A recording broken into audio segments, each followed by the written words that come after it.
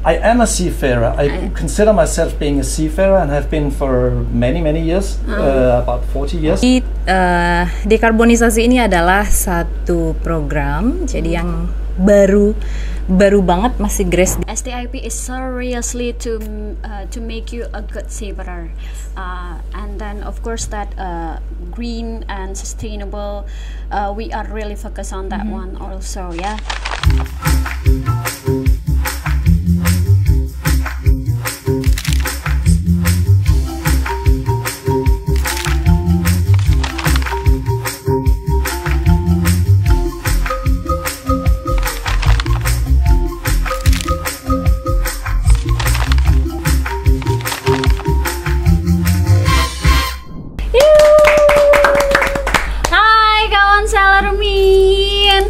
So we are going back to Stipod, STIP podcast, Sail to the World. Why I speak English to you, kawan Sailormen? It is because of we have a special guest from another country, so that's why we have to speak English. Don't worry, our editor will be give you transcription or subtitle for this video below here. Yes, and before that, for your information, that this podcast is use solar panel system as the resources as a support STIP become a green and sustainable campus. Okay, let's go to the special guest speaker for this episode. Welcome to I am a bit nervous by the way. Sorry kawan Sailormen. Okay. A bit nervous, We all are. Once again. So welcome, Mr. Yan. Welcome. Thank you very much. And welcome back, Miss Vidya. Yes. So meet me again. Miss Vidya will be Mr. Yan's companion. Yeah. Maybe that because of Miss Vidya also lecture in the Decarbonization training program. Yes, I am. Same with Mr. Yan. Mr. Yan is our one of lecturer in our new training program. It's called Decarbonization. So before we go, we talk about the Decarbonization Training Program, we would like to know about you, Mr. Yan. So could you introduce yourself a bit? Where are you from, for example? Yes, I'm from Denmark. Okay. And originally I am a master mariner trained. Master mariner. Yes, so I have been at sea as well, and as a third officer on board a bulk carrier. I went to Jakarta many years ago. It's actually 39 years ago. Wow. I was 39 years ago. Long time ago. So many things have changed since then. So how many years you've been a seafarer? I am a seafarer. I consider myself being a seafarer and have been for many years, about 40 years now. 40 years. So, but after some years at sea in international trade and also in some domestic ferries in Denmark, I joined the SIMAC, which is an academy like STIP is here in Jakarta. So I was a lecturer and an assistant professor for many years. Wow. And having also been a part of the management at SIMAC. Wow, so you do a lot of things in one time. No, not in one time. During a long maritime career, actually. Okay, then. So I said to kawan Sailormen that you are one of the lecturer in our new training program, the Decarbonization. Could you tell us a bit about what is the Decarbonization?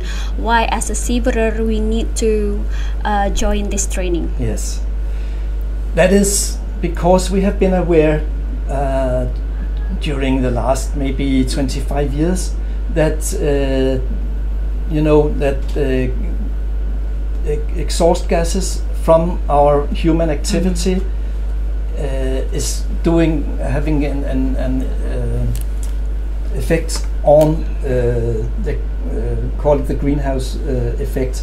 So meaning that greenhouse gases, especially CO2, will disturb the balance of the Earth.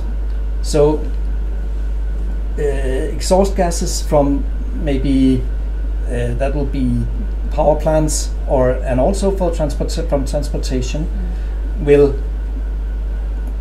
actually effect that the temperature will be rising on Earth.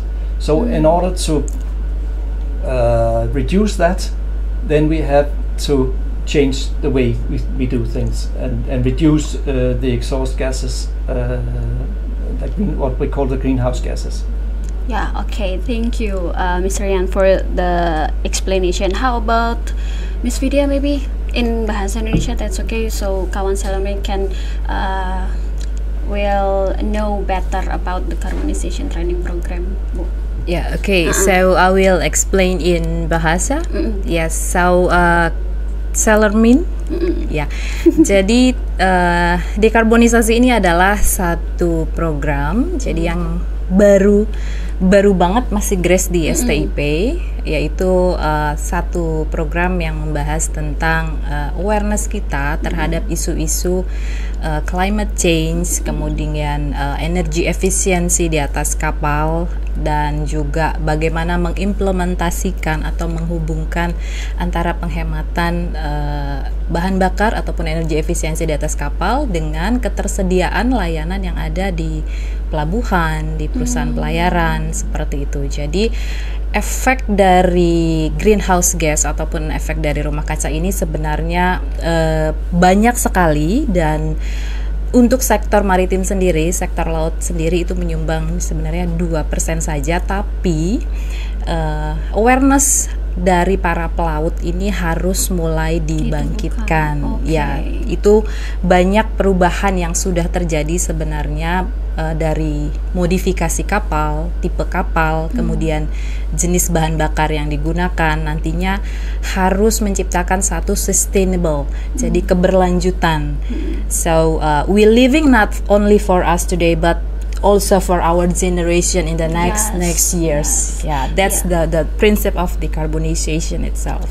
And as a seafarer, so we responsible in the maritime sectors first. Yeah, so that's why the decarbonizations comes for the seafarer to live or to work in a sustainable and greener area. Yes. What has happened about maritime transportation is that actually we came from a time where we used the wind and we used the human power to move the ships. So only maybe 200 years ago, somebody found out how to use the steam engine using coal as a fuel, and later on, maybe only 100 years ago, somebody invented also the diesel engine, and that really meant that there was an explosion in the number of ships and also in the size of ships. And we did that because if that would make us trade more, make us all richer, so that was a good thing for everyone to do that. Yes. Only until maybe in the 1970s, 1980s, we realized that it also had an effect. Yes, a very negative effect. Yes. So we thought that maybe we could do better. Yes. So that's the reason why we have to do something different. But especially the maritime transportation sector is so dependent on fossil fuels that I mean that's where we have to do something to make an impact there. The good impact for greener in maritime sectors. Yes. And then one of our efforts is the Decarbonization Training Program. So they are the seafarers will aware why we have to use a sustainable and green equipment, for example. Absolutely, that's very important that the seafarers know what is their part of the responsibility. Not to blame any seafarers, because we have done what we should do and we are trained to do all the time, but now it's also in the hand of the future seafarers to make the change for all the bad things that my generation of seafarers has been doing for many years. Wow. Yeah, so maybe the kawan Salamin curious about what do they learn, what do the participants in the Decarbonization Training Program learned in this training? Could you mention the curriculum or the topics that you bring in the class? Yes, first of all, we do have some international regulation on decarbonization. It's very important.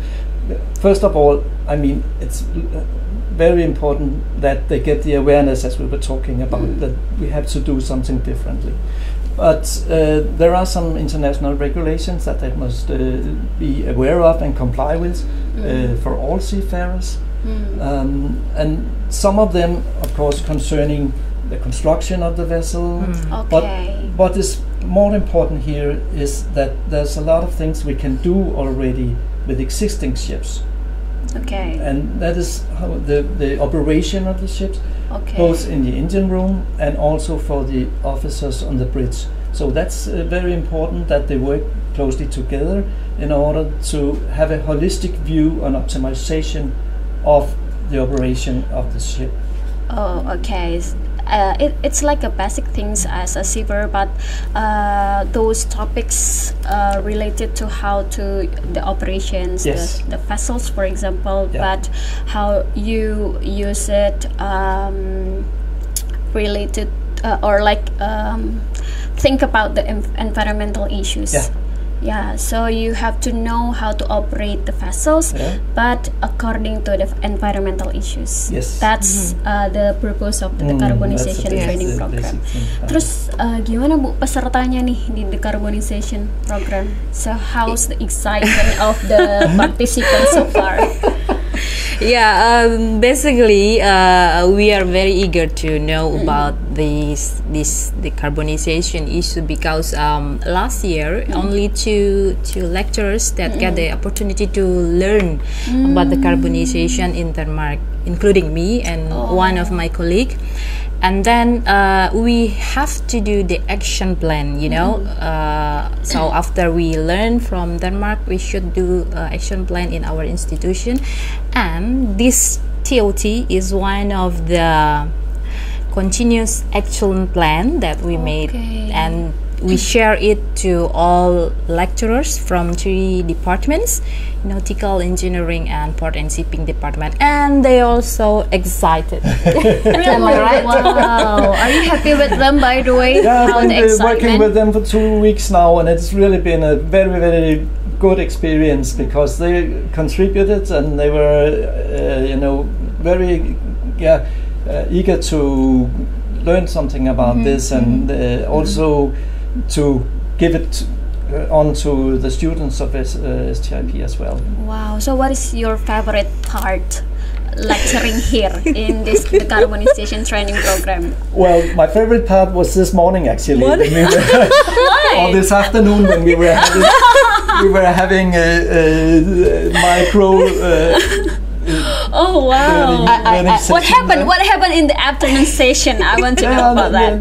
Well, I was asking some of the lectures to prepare this micro lesson on the basic level of decarbonization training, and they gave a very, very nice lecture there. I thought that your favorite time is lunchtime. No. Also lunchtime is very nice.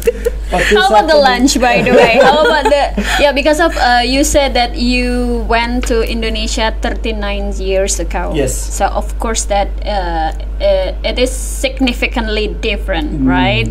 Indonesia 39 years ago and now, and also about the food.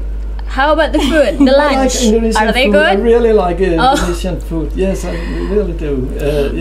Is it difficult for you to stay here? No. After for a long time ago? No, it have been quite easy for me to stay here. It was, of course, the heat is the climate is very different from Denmark. Yeah, of course. So it's. But anyway, I'm a sailor. I'm a seafarer. So I mean, I'm not unused to going to other countries. So that's been okay. So today is the last day of the class. Wow. And we present, it's like a macro teaching, and at the end of the session we test him. What kind of test?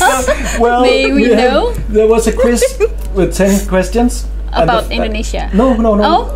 Except, but the first 9 questions was about all of these topics about the international regulation. Oh wow, that's and someone topic. said, Mr. Jan is the next one to answer. Said, no. We already prepared for the last. Prepared for the last question. And that was actually about Indonesian regulation. But I have spotted on the presentation that so it was not just a wild guess. I just tried to recall which of these figures is the correct one. And then, could you answer that? Yes. Wow. So that's why he become a professor. Wow, happy to hear that. And we give them balloon, right? Oh, really? So fun.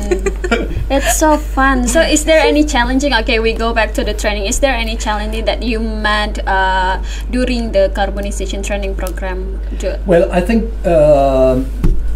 one of the challenges for me is maybe that I don't know enough about your system, your education system, the way things are here.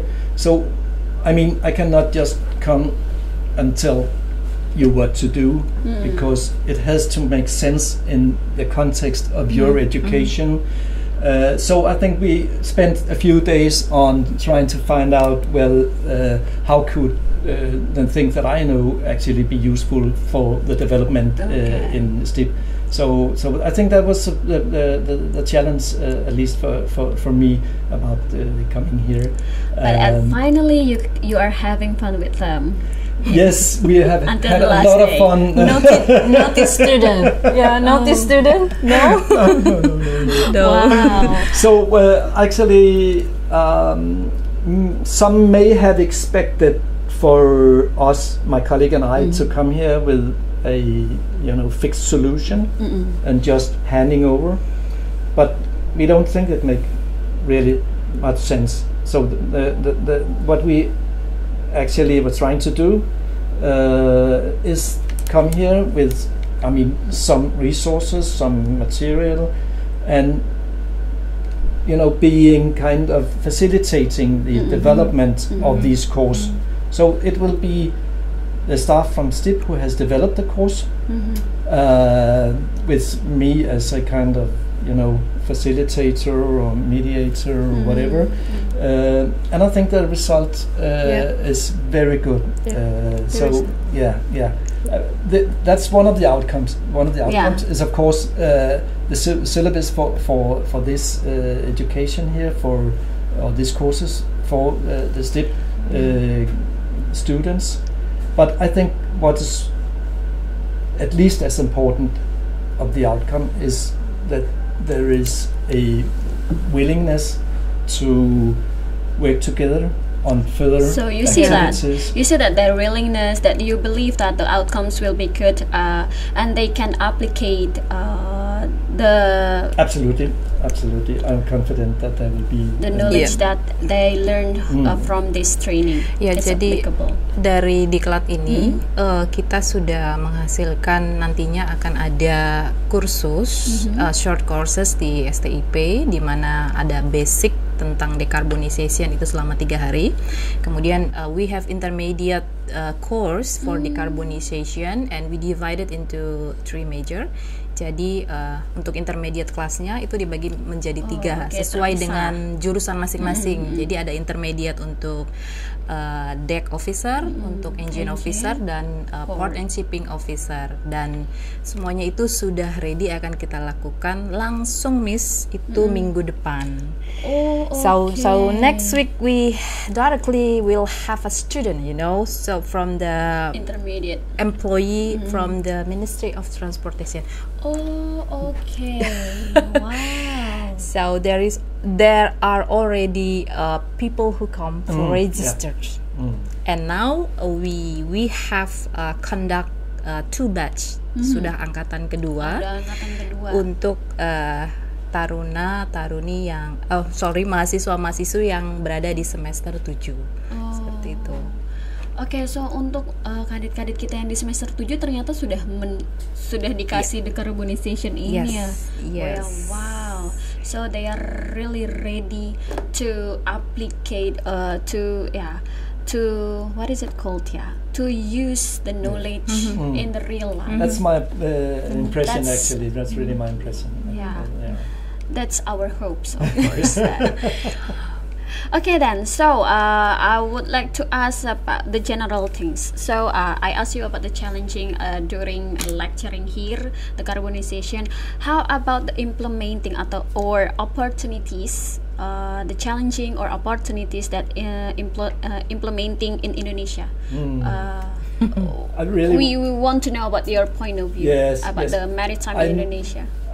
About the challenges, I'm not so sure, because I think I need to know more about the state of the ship operation in Indonesia to say anything about that. But absolutely, I would like to talk about the opportunities, because I've been in maritime education for 40 years, as I mentioned. No doubt. I know, I've seen these young people growing up and maturing, and so the opportunities here is that when the students and graduates from here, they have a profile as being aware of this. They have the knowledge, they have the skills, and they can.